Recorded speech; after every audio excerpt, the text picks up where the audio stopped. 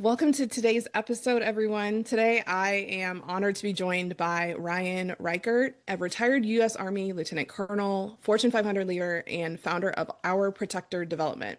After a 23-year military career and a journey through recovery, Ryan has dedicated his life to a new mission, helping leaders face their pain, reclaim their purpose, and turn every breaking point into a building point for God's glory.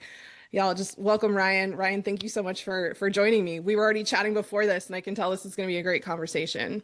Yeah, thank you, Dr. Lee. Greatly appreciate it. Without your platform, I'm not here, so thank you very much. Absolutely. I like to dive right in. In that intro, you're talking about turning every breaking point into a building point for God's glory. And that's one of the things that I saw that immediately captivated me and got me excited for this conversation. I know just based on reading about you on your website, you've navigated combat deployments and corporate leadership and personal recovery. And I'd love to just have you start off by sharing whether it's a specific point or just your journey in general, where God helped you shift and turn some of these major breaking points into building points for him. Yeah, I think it's just amazing today knowing that I always had this battle buddy. I never really used him. And so when I look at everything I do today, I know he's already blazed the trail ahead of me. I completely walk stride and stride now with the son, Jesus Christ, from that perspective and everything I do.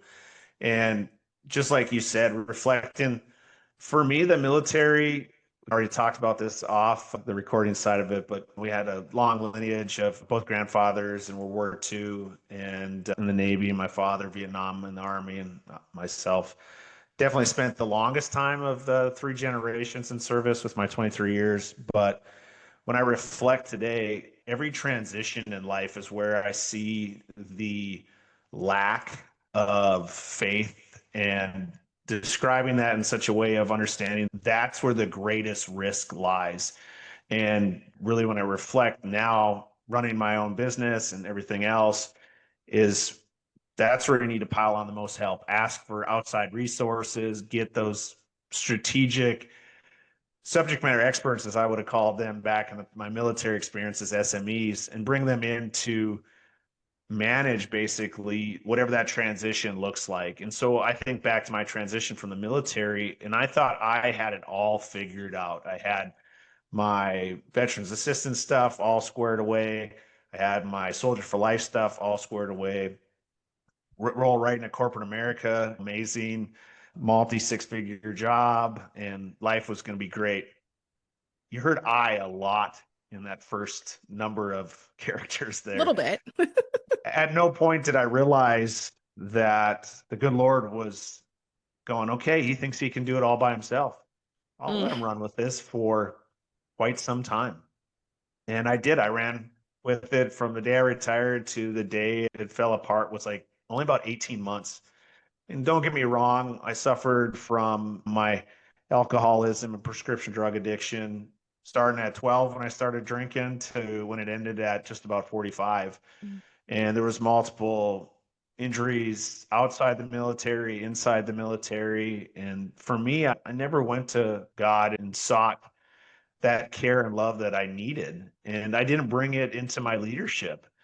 So in the end, it was one where, as Captain America was amazing on the outside, I was this burning village or city on the inside, and it just crumbled. A 25-year relationship to my spouse, my two now adult children gave me the Heisman, and I had poured everything into my career in the military. That transitioned right into pouring it into corporate America, and I think the Lord just said, "Hey, you can finally put all this down, but the problem is you're going to have to give a lot of things up and Whew. you're going to have to rebuild your life one day at a time." And I did. So the Fortune 500 job lived on for about 8 months into my sobriety. I was part of a 15% layoff in the summer of 2024 and finding myself in the middle of a divorce, my two children not wanting to have anything to do with me. I was just sitting in it. For the first time in my life, I had no idea what I was supposed to do. Mm. And for about 4 months, I sat in it. And all of a sudden, one day, it was like, you're going to start Our Protector LLC. which has turned into Our Protector Legendary Leadership Companies. The overall moniker is Our Protector Development. Basically, yeah, well, consult, coach, mindset training. I think of my years of being an operator in the military. It's all these things where it was so hard to do because I did not bring the greatest teammate into the team. And that is where I see other people, other leaders that maybe did that over my career, but I didn't get to see it enough that they had that winning formula. Like, don't sit there and you can't say God. Yeah. And one of these things where you can't put have a blessed day in your signature block. And it's like, says who? Now I just move forward with my faith in everything I do. And initially I thought that way. I wasn't a social media person, but it's free marketing and why wouldn't you use it? And at first I was like, boy, I use like a lot of scripture and we post stuff like my Built to Break course, The War of Purpose. It's about 50-50. It takes on like leadership and the dynamics of making a contract with yourself every single day. And then it has the spiritual dynamics you need to put the armor of God on every day. Because that's what it was when I was captain of the football team. I suited up every day, put a helmet on, put pads on. The military, I had same helmet, your Kevlar vest, all these different things. But I didn't realize the rest of the time of life, like we have to put that armor of God on, that Oof. invisible armor every single Yeah. day before we get up. Because as leaders, be it a mother or a father, as we parent our children, if you're like part of that leadership in the C-suite in corporate America, or if you run your own business, wherever we're in charge, or you're volunteering at school or church or whatever that looks like. What I'm trying to articulate here is talk about God.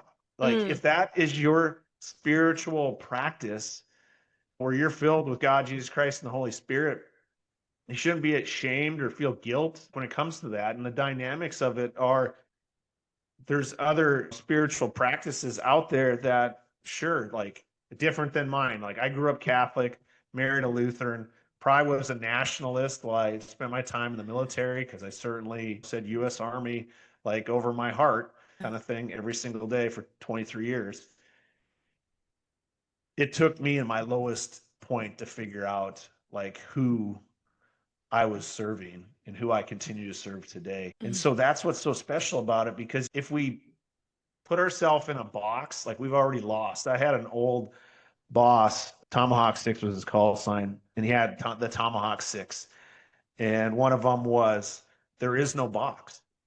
Mm. So if you think outside the box, you've already built a box around yourself, your team, anywhere you want to go, because it's just the way we think about things. Like if we think outside the box, we're already in a box of some form because we're not going to want to talk about our faith practices. So when I coach others, like I teach focus, and it's faith, opportunity, consistency, unconditional kindness, and the standard. Once you establish that standard, it can be your standard, but realistically speaking, it has to be just the standard, because unfortunately, I don't know about you, but I have feelings. And so sometimes when my alarm goes off in the morning, if I don't do 5, 4, 3, 2, 1, jump out of bed, I might have a Mhm. tendency to be there for 5 more minutes. Mhm. And then I don't go to the gym. Then I don't read my Bible. And then I don't pray and meditate. And my day, that 5 to 9 that I lock in every morning, my 9 to 5 is completely out the window. Yeah. And then that 5 to 9 after the work day is that much further away from the beam. And so, really, that focus should apply then to every part of your life as you go through your day. And just think about that, because if we don't put faith first, we're always going to have a tendency to leave it on the back seat of the car, in the trunk of the car. The next thing you're buying a trailer to put it in, and it just gets further and further away from where you are at on a day-to-day basis. Yeah.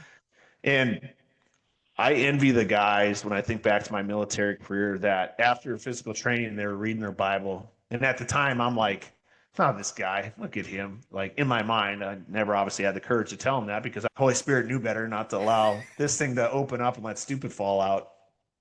But today, I think back to those guys, and I've had conversations with them today, and we're talking 10, 15, 20 years later of going like, what today? I envy that you had that practice that many Yeah. years ago. And it took me up until basically 2 years ago to finally understand that. And if I was to ever say, hey, Ryan, like you seem to have it somewhat figured out, like I would say that's the case. Lock it in. Your 3 wins every day need to happen between 5 a.m. and 9 a.m. And it looks like a physical win, a mental win, and a spiritual win. What does that look like? And do you do it before you put your suit on and go into the office, or you put your uniform on? Maybe basically before you give your kids a hug and a kiss before they're coming out of bed. Because just think about, as leaders, who can we be when we are set to go? We have the armor of God all ready to rock and roll on. There's nothing that can slow us down. And I know I got a little long-winded there, but No, so I I've enjoyed everything you've said, and I'm like making mental notes of, oh, I want to ask about that. I want to ask about that. So I think that actually one of the things I want to pull out that I admit that I missed was like how recent this was for you too, which I think it sounds like you said around 2024 that this is really where you had that like low moment. yeah, Is that yeah. right? So ebb and flow of life as you look at it, it's my whole Yeah. 47 years now today, because I lock it in going all the way back. I was born and raised in Hoople, North Dakota, Tatertown, USA. It's like 400 people in its heyday. I was born Irish Catholics in a Protestant community. I'm a small town boy, spent a lot of time on Army installations over the years. And so as I look at things, we have peaks and valleys, the highs and lows of our emotions. My second book I wrote gets into this. And it really is those feelings that we all have such a huge tendency to steer us in different directions. And when I reflect on what my life I believed would look like today, we're 180 degrees in the opposite direction. 4 years ago, when I retired from the Army, I had planned for many years to be a financial advisor with Edward Jones, my best friend, in Olympia, Washington. 2019, moved the family out there, head into my last deployment. And basically, from that, a little thing called COVID happened. Mm-hmm. And the family was like, a lot's changed in Washington since we lived here before. We want to retire in Minnesota. We'd already built the retirement house. This was like 12 years into the plan of working with my buddy and building a co-office in it for Edward Jones, which was going to be like the first ever kind of thing. Today they've done that already, and it's amazing. It'll have like 12 financial advisors in it here probably in the next year or two. It's super cool to think how far he's come after I had to make this pivot to move to Minnesota and join corporate America that way. It was not in the plan. And so me being emotionally immature and extremely very far away from the Lord, I had a lot of resentment to my former spouse and 2 children at the time. Now they're adults, but it's 6 years ago now. Gosh, it's crazy. But I held that, and I held that into my retirement transition. I held that into my corporate job where I wasn't fulfilled. I wasn't doing the Lord's work per se, but I didn't understand that at the time. I was just selfish, cared all about making a lot of money. Did I have season tickets at the Wild here for hockey? Was the boat in the lake? Yep. Are we going on a trip next month? How's the Range Rover doing? Kind of Mm. thing. We put a pool in the house. Like we had all these things, just material. I had adulterized everything. And I didn't realize that I was just digging myself a ditch. I sobered up my last drink was the 26th of November, 2023. I went to Mm. my first AA meeting the 27th. And in that moment, I didn't realize the meeting that I had walked into, even though if you look online, it's not called this, it's also known as the God Squad. And it's just too cool because even in Alcoholics Anonymous, we've kind of watered it down over time. And this is coming from my dad, who's a recovering alcoholic of over 40 years now. And thinking about how higher power, you get some therapists like, hey, the doorknob could be your higher power. I'm like, why are we so scared of saying God? And Mm. I go back to this time and time again. And so basically reflecting on it, yeah, we're a little over 2 years into this like dream destination thing per se. But when it comes to the entrepreneurial, we're a little over a year, I think 13 months in it. But when the Holy Spirit's like rocking inside you, we've Yeah. written 3 books. The fourth book will probably come out here in the middle of February. Got the podcast, continue to coach and speak. And it's just when you're on fire and you have, like I said, the greatest battle buddy ever, you just can't lose. And I think that to me is just understanding we play smaller and smaller when we leave him out of it. And Yeah. that to me is where I love what you're doing with it. This is the dynamic. If we pull us together and we can have conversations like this and we really understand who's driving and who's pedaling kind of thing, right? Like, I'm Yes. just here to pedal. It's like, Ryan, pedal faster. Okay. But you don't have to worry about steering, because as soon as you do, don't worry, like you're going to go the wrong direction. Yeah. So there's a couple of things I want to pull out of here that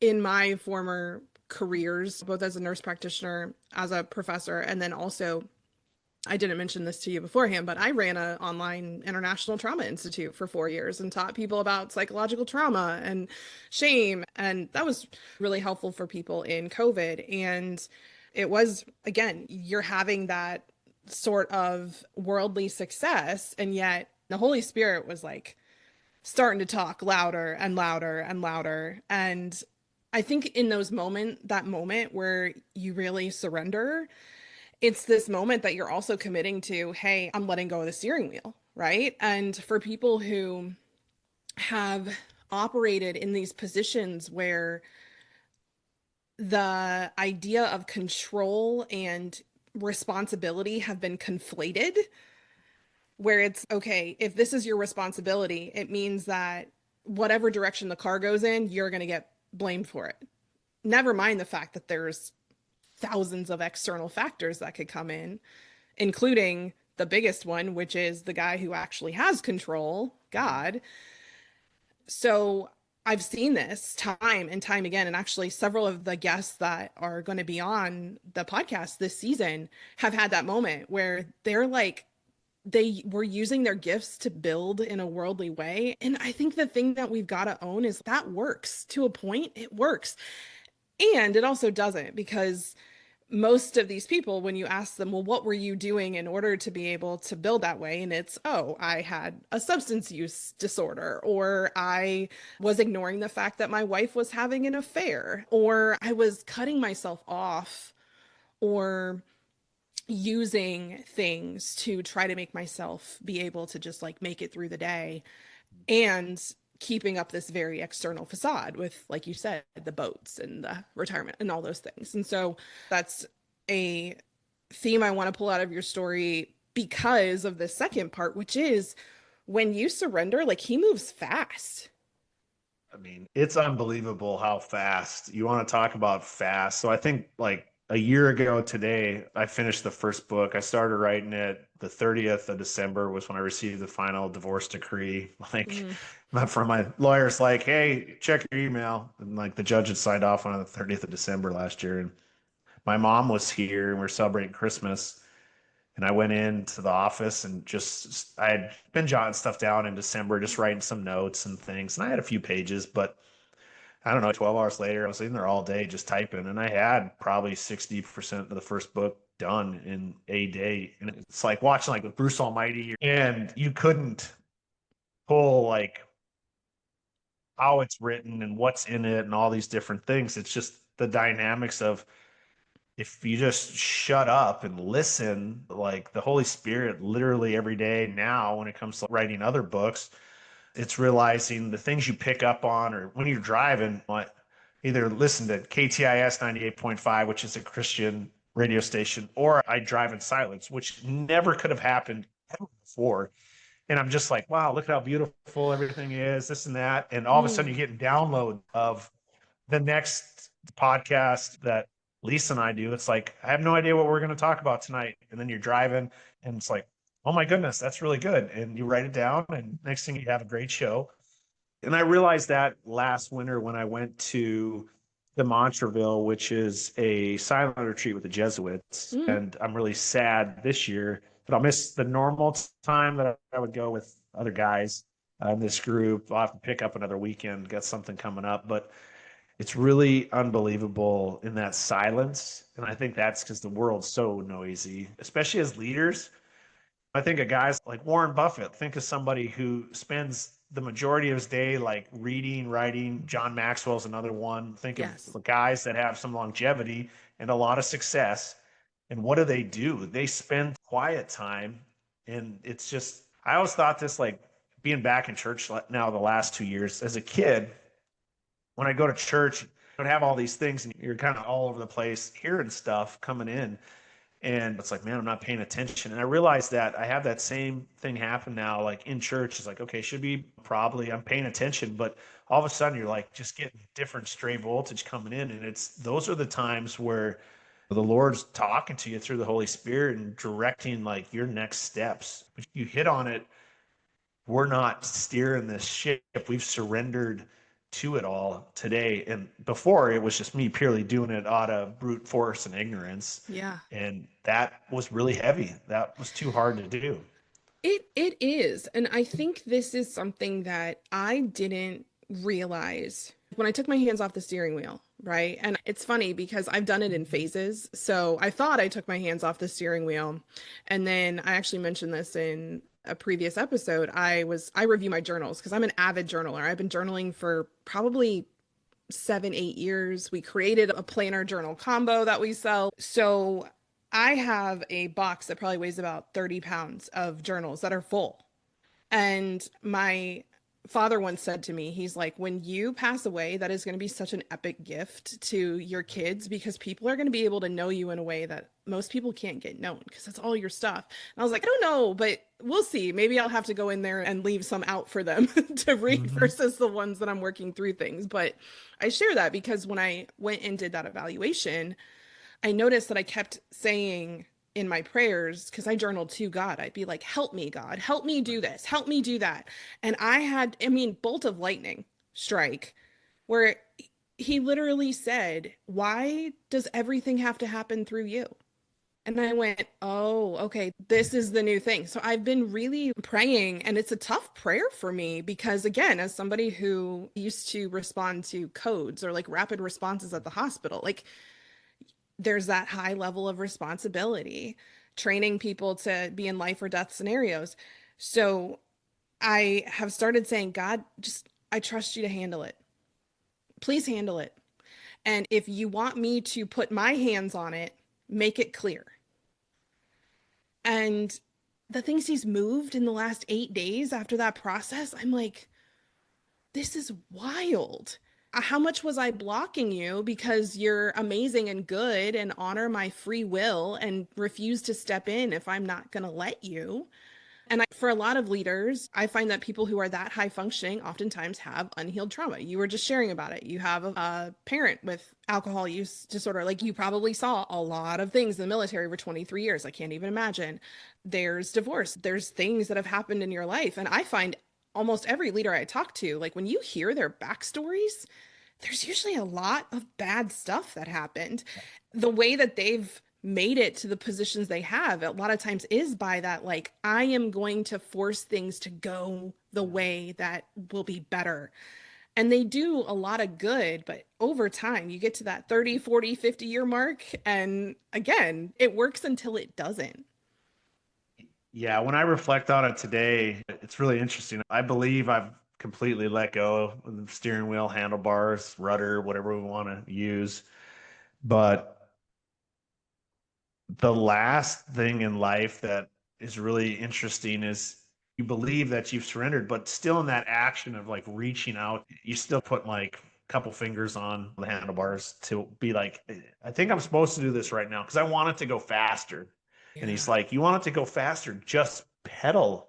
Don't worry about where it ends up going. And Mm. that's that dynamic though of the human material need it right now. Everything's instant. And I've seen his protection now work in such a way that I can't even describe certain things happening where it's like, hey, I need to refinance a car after the divorce. And I'm like, got to do it right now because the paperwork says it needs to be done within this many days.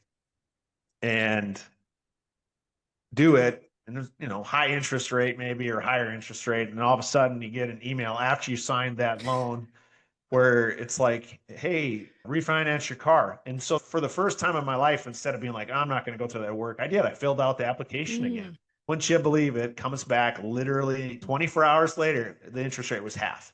And it's just so crazy. Like when we're like, we need it now and we need it done, and I'm doing this.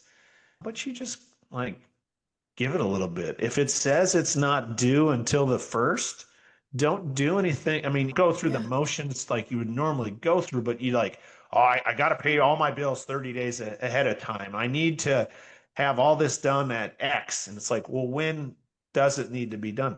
That's a second quarter item kind of thing. Well, Yeah. why are you making all your employees, subordinates, whatever it may be, run uphill backwards with this and this for something that isn't even in this quarter's execution? That's such a valid point for those who like to control things like it's so rigid. Things have to happen and we have to be always prepared. And you've got to be, what is it? If you're not on time, you're late. Like all of a lot of the military stuff that Yeah. honestly comes Yeah. through. My husband and I are the first generation to not be in the military on both sides of our family. And so I like to joke, like it's baked in, but it's not lived out, if that makes sense. But there was a lot of military routine in my house growing up without the actual like moving bases and deployments and things. And honestly, I am more like you, like that hyper aroused, like we've got to take care of it right now. We've got to figure it out. But I think the flip side of this is my husband is more like on the hypo aroused side, where when things don't go right on time, it's done. We're screwed. Like nothing good could come from this. And it's really fascinating because we run our business together. God was working on me of like, I need you to chill out in the same way that he's working on my husband to be like, I need you to move. I need you to stay still while you start moving. And it was so uncomfortable because it was literally like we were flipping roles. But what I thought was so fascinating was there are a couple times that we were like, oh, this has to happen by a certain date, or like bad things are going to happen. And time, I mean, we probably had 10 plus experiences like that, and in all sorts of places, like relationally, financially, like physically, all these things. And every time it still worked out. It was really tough for both of us because I'm over here going, wait, do the rules matter or not?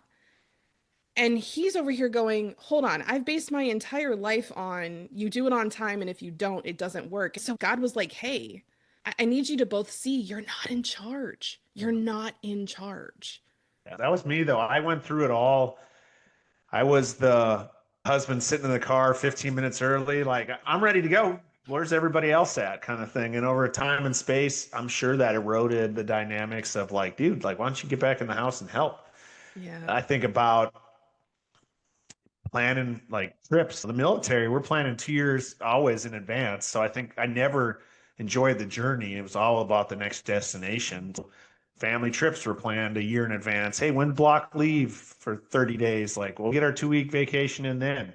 Well, that's not the most ideal time. Well, that's when we get to take it. And I look at all the different things now where I've had to go through like the financial insecurities and go like, I don't care what you think, Ryan. You're going to have to ask for help. You're not going to be able to get a business loan and do it on your timeline. Like you're doing it on my timeline because like you still got some rough edges to sand down. And it's taken a lot for me to get to this point and completely go like, I get it, boss. You're in charge. What do you want me to do in this? And it's just be a good servant to everyone in your service, in that ability to be a giver, to network, to never always go into it going like, what do I get out of this? It's like, no, what do you give through Mhm. this? And that to me is where all the greatness has become, is finding ways to help others out, because then it's just natural to come into the success that has happened, and it's happened very rapidly in the military. I was like, this is ridiculous. How am I not this, and this towards the later years of Yeah. my career? And it was like, well, it's so you make the decision to retire. When you retire, you're going to go through some stuff. And it's like, I could not see that. I see it with all my buddies now today when they're going like, I can't believe I haven't got promoted the last 2 years. And you're like, yeah, you're number one, but you're supposed to go through this season of humility because your profession isn't the most important thing.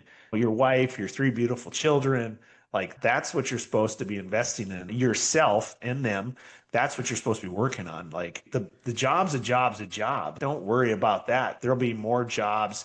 You're going to get promoted, but you're not ready. Like you're not ready to lead all those other families that would be underneath you if you took on that vice president role, took on the Yes. CEO role. And those are the things that we don't understand because we want it right now. Was it the Charlie and the Chocolate Factory, the one gal, Veronica, Oh yeah. whatever her name is, like, Daddy, Yeah. I want it now. I want it now. And the Lord's like, you're not getting it now. You can do whatever you think. Like, you can work 1,000 hours. Like, you can go to the country club and be a member and rub elbows with so and so. You can do this and do that. Only until He gives it to you are you going to get it. So focus on those things that are more important. Focus on your relationships that'll be there when you're retired or Yeah. whatever it looks like. You get sick. And that those are the other sides that we don't ever talk about is when I got laid off, I struggled with this for a long time. Certain guys are like, you got fired, right? And it's like, no, I got laid off. I could not accept the fact that doesn't matter what you call it. I didn't have a Yeah. job anymore. Yeah. Like, you don't work here, bud. Who cares what happened? That was so yesterday, and it was one of the greatest things that's ever happened to you. It is, it's protection. And I just think about the name of your business, like that protector piece, because I think a lot of times I find that people who get into this position where they're really successful by being forceful. And again, a lot of times they're super nice, they're kind, they're charismatic. I don't mean forceful from the perspective of they're like cajoling and manipulating, but sometimes subtly. Sometimes it's like, hey, I'm really good at influencing people and getting them to do what I want them to do.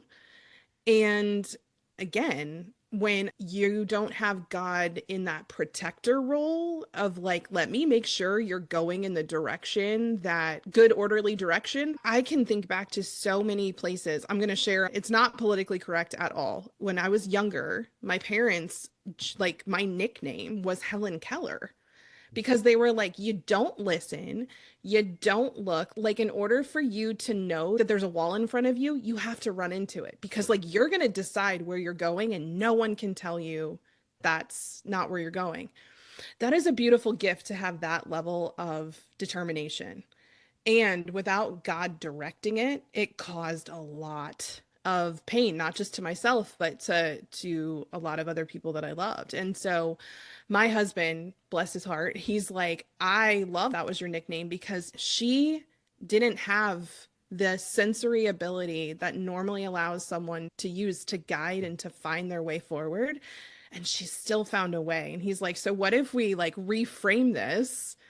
And with God guiding you, like, you're going to figure out how to do this and have a really significant impact because of this gift, not this gift taking you off in a direction that is disruptive, destructive. I'm curious because I think that this is a question that I don't know if you would have had it a couple years ago, but at the beginning of my journey, I think I would have, I think I did have it, was how do we trust in God's protection when we're called to take these risks, make these difficult decisions, face this spiritual opposition? Because if you're newer to it, sometimes it's hard to tell what he's saying or how he's leading you, how he's guiding you. Yeah, I definitely can agree and attest to that. The dynamic of faith. And I struggle through it today because certain decisions that I've made in the last year of business, where if I was to reflect on them, I'd be like, that was an epic failure. Would you make that same decision again? And absolutely, I would 1,000% because 6 months ago, I couldn't see where things are at today and Yeah. go, if you go down this road, like at the end of it, you might empty all the coffers.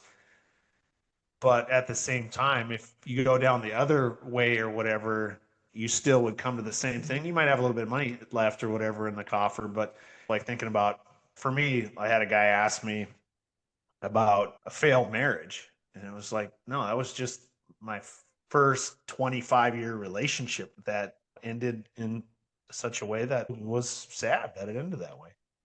Would it be better if one of us passed away?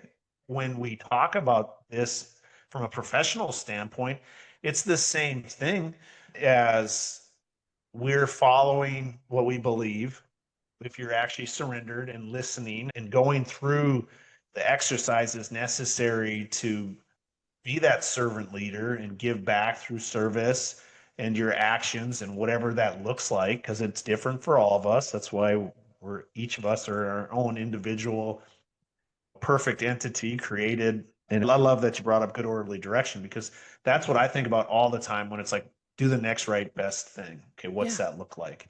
And if you just say that every time you encounter something where you're just like, I'm lost, I don't know where to go, I can't see two steps in front of me, but you can see your feet right now. So that means you can have the faith to step at least one foot out. And is it the next right best thing? No. Well, then you don't do that. You don't step that way. Is it the next right best thing? Absolutely. Done and done. That's how simple it is. But you can't go 2, 3, 4, 5 steps all at once. Like literally every single step, you have to ask yourself that. That's hard. But don't worry, because he's going to square you away. I've had moments over the last year financially because I'm like, I get it. We're burning all the boats, because financial insecurity was, of all the fears, it's the last and greatest fear, right? Yep. And so, okay, cool. What's that look like? Well, I can remember back probably 1998 in college, and I had $7 in my checking account. And every weekend, Matt, my roommate, and I, one would buy a pizza on Saturday and one would buy a pizza on Sunday. We'd split it. So we didn't have to walk like the half mile to the dining facility, because the one that's next door to us was closed. Talk about lazy college kids. Anyways, I had $7 even for Slapshots pizza. I think it was $6. We tipped the guy, so I had $7 enough. And I think back to that 27 years ago, 8, 9, whatever it is now. And it took me that long to get to.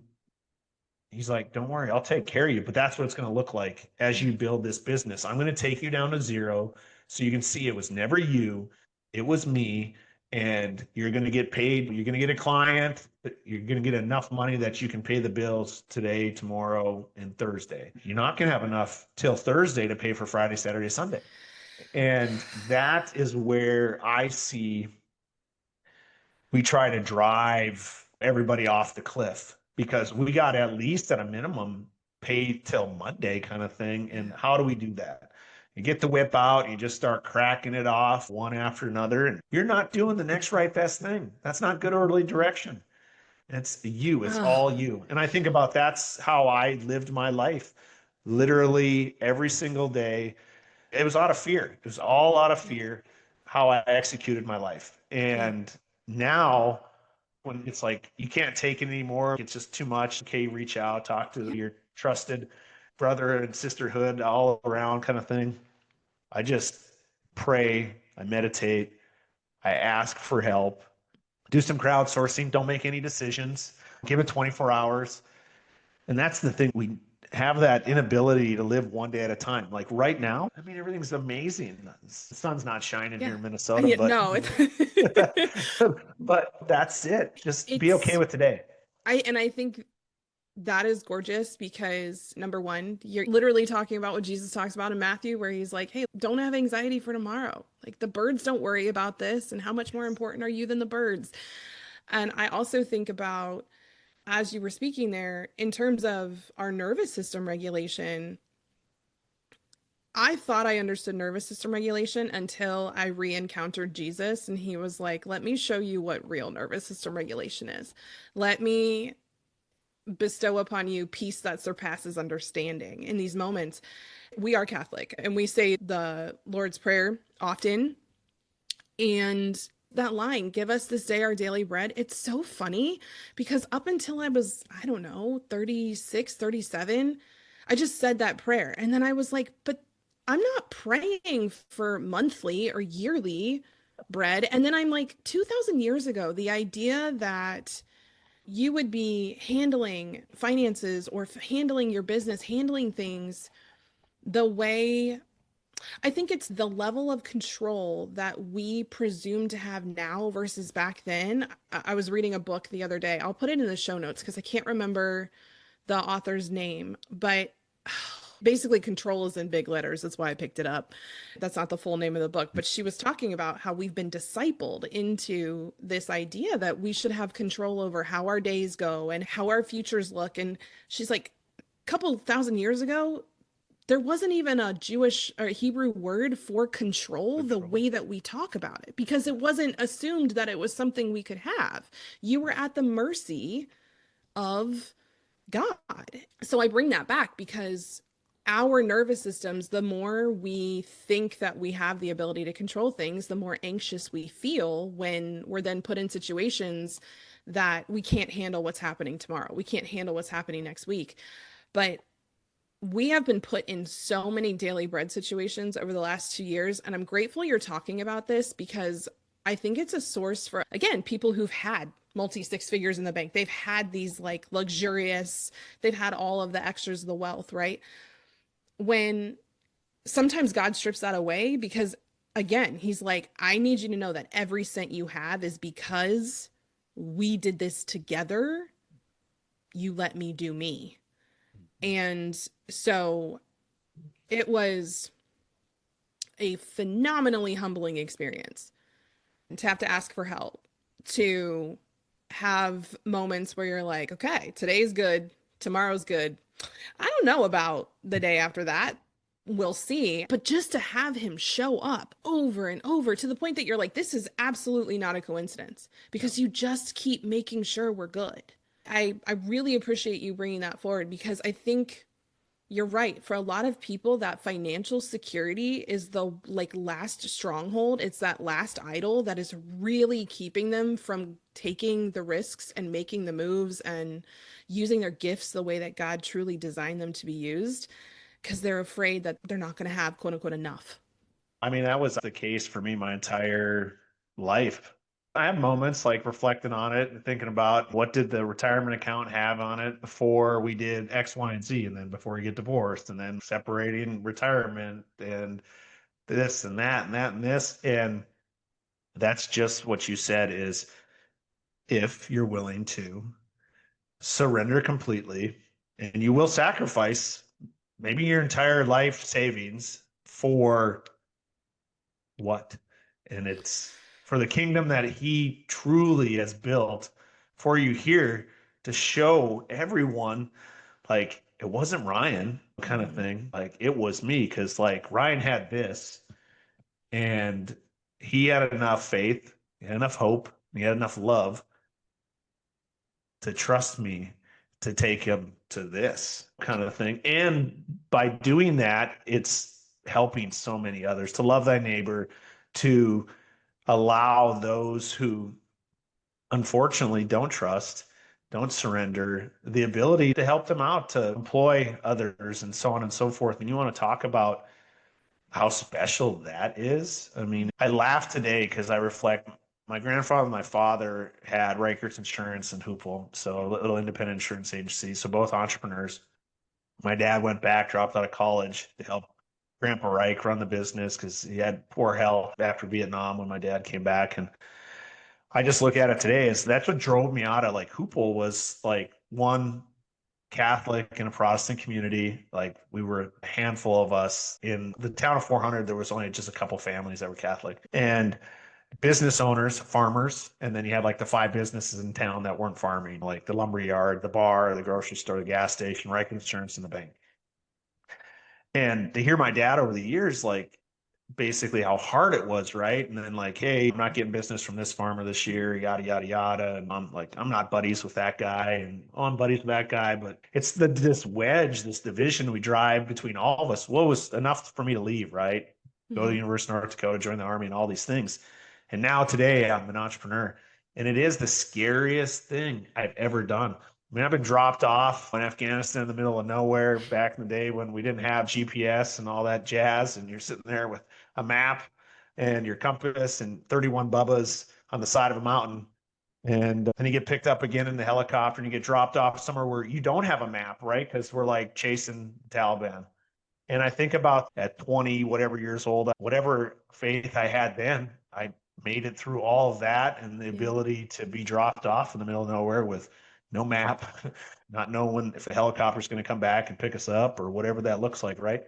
So today, being here in the greatest nation under the stars, trying to run a business, I think I'll be just fine. And now I understand that it's like, wait, Just give it to him, give all glory to him, and know that we just pause for 1 second. He's going to show us where we need to be next. I love what you shared here. So we own a business growth agency. We do have some clients who work more in traditional corporate. Most of them have stepped out into their own entrepreneurial journeys. And it's terrifying because, again, there's so much uncertainty. And all of them, without fail, have done things where they have, again, been in charge of people's lives, people's livelihoods. Like they just have so much influence. And I tell them, you want to know the greatest thing about being an entrepreneur? Nothing is an emergency. Even a $10 million deal that if you don't figure it out in the next 60 minutes might go away, that's not an emergency. Because if you've got more than 10 seconds, it's not an emergency. You can pause, you can pray, you can get direction, you can get regulated, and then you can approach it. So I typically choose the Bible verse after each episode. Sometimes I have it before in mind. Interestingly, as I was planning for this, there was nothing that came to mind. And so I just listened to him. I'm like, okay, it'll make itself known. And a few episodes ago, we talked through Philippians 4:13. I can do anything through Christ who empowers me. What's fascinating is this week in that same control book, she was talking about how we always leave off verses 11 and 12, which provides so much context to verse 13. Because verse 13 is a force verse if you're not careful with it. Oh, as long as I've got God, I can do every. No, you can, yes. But just because you're a Christian, just because you believe in Jesus, just because you've got the Holy Spirit in your heart, that doesn't mean that you shouldn't check with him and make sure that this is something you should be pushing through and like relying on his strength for. But verse 12 in particular, it's Paul talking to the Philippians, and he says, I know indeed how to live in humble circumstances, and I also know how to live with abundance. In every circumstance and in all things, I have learned the secret of being well fed and of going hungry, of living in abundance and of being in need. I have the strength for everything through Christ who empowers me. And I think that is such a beautiful kind of end cap to what we were just talking about here, because if God is steering, I'm gonna be okay. If God is steering, yeah, I might be hungry today. I might be really well fed. I might have a day that just blows my mind in terms of abundance that I have access to. And I might have a day that I'm like, wow, I'm still here. And it would have been nice to have had more. Like there was actual scarcity here. And I have enough and I have his strength to get me through this moment, no matter how harrowing or luxurious it is. And it doesn't matter what the external circumstances are because I've got him to give me the strength and the power to move forward. So I I just want to thank you for bringing that point up because I think it is so powerful for leaders who are starting to lean into this as part of what God's going to take you through is learning how to be regulated in both of those circumstances. That was so perfect. It to me is understanding that once you live so high, you've been on to where that humility lied when being low. And so for me, it was having to go back through that low. So when you're in charge of others again, like you realize what you're holding for him, Mm. for them. And that dynamic to me is the understanding of the power that he does give all of us in our talents and goodness. But if we don't go through that, there's no possible way. We forget there's always enough. But it's like my mom growing up in North Dakota, if your vehicle's less than half a tank, like you're on empty because you it might be 30 below and it's only gonna run for so long. So that scripture was just spot on. And I'm so grateful for the hour we've shared together and excited to see where the Lord takes us. Yes, me too. So we'll make sure that all of your information is in the show notes for people who want to connect with you further. I'm a huge reader, so I'm very excited to check out your books. And is there a best place for people to go to connect with you further? Yeah, ourprotectordevelopment.com's the best hub. It's got all the books, it's got the courses, coaching, our podcast, Our Healer, Our Protector with Ryan Reichert and Lisa Sander. And yeah, I should have RyanTReichert.com out here shortly, but we'll still go with the businesses.com, our protector development, and that'll get you anywhere out there under the sun. Awesome. Well, thank you again. This was such a joy. Last thing I'll say, I was having my own wobble moment before this podcast, and I paused and I prayed because I've learned, hey, look, when God tells me not to do something, I don't question it. I don't do it. When he tells me to do it, I do. And I heard him so clearly say, you go do that podcast and have fun. And I am so grateful that I got to walk that talk of what we just talked about. And also, seriously, one of the most enjoyable episodes. So thank you, Ryan. I really Oh, appreciate it. thank you.